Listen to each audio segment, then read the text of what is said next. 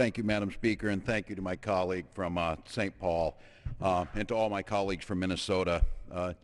Coming here today, the honor to speak of Jim Oberstar. As a Minnesotan, no one quite personifies what it means to be Minnesotan as Jim Oberstar, a man of quiet passion, a work ethic that knows no limits, a sense of humor in the face of tragedy that can lift others, a man of compassion, someone who exemplifies the very fiber of how we see ourselves as people of the prairie, people of the Iron Range that can withstand the cold winters and the hot summers.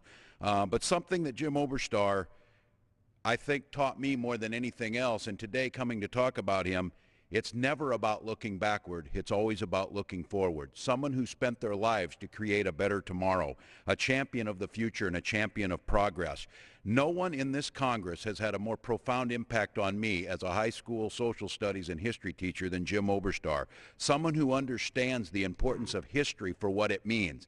It's not just a theoretical exercise to see the past. It's about understanding how to take those lessons, how to take the things that work and didn't work, and to move them forward to make a better tomorrow. There's nothing we did in this Congress that dealt with Jim Oberstar that didn't have an understanding of that didn't connect what happened in the past to what could be in the future. And I think of just the things across Minnesota. There's so many things that he touched, but one that was just so profound of an impact on me is decades ago when the growing city of Rochester and the Mayo Clinic, the heart of one of our biggest industries in Minnesota, was growing. Someone that had the foresight to invest in flood mitigation that would have surely drowned out the Mayo Clinic probably 3 times in the last 13 years alone with the rains that we've seen. Someone who understood that those infrastructure projects allowed the growth of that community and the growth of that industry and the growth of that knowledge and the human spirit to prosper in that community on the prairie because we had the foresight to invest where we needed to. So to see it, someone around here who the majority leader so eloquently put is a legend amongst all of us here, a chairman, a mentor, to me a friend. The dignity and passion in which Chairman Oberstar conducts himself has shaped how I would like to conduct myself. Anyone who serves the people of Minnesota and serves this nation, if they want to see a role model for how this job should be done, they need to look no further than Jim Oberstar.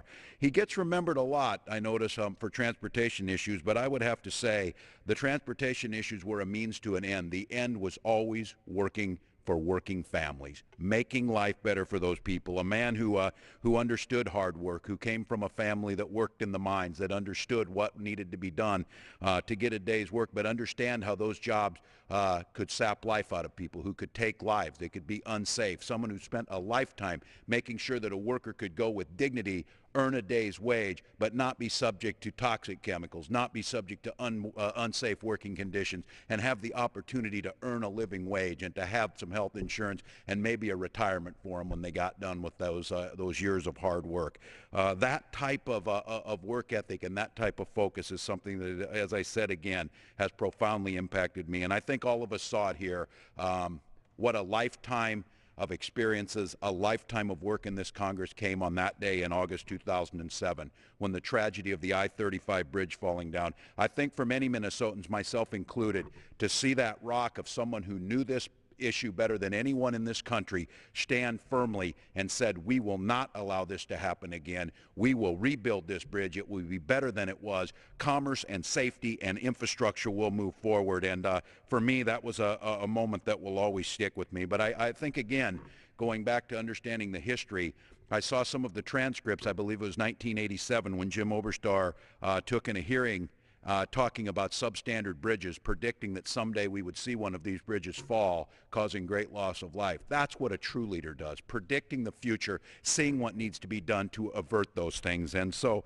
as Steny Hoyer said, this House will sorely miss Jim Oberstar.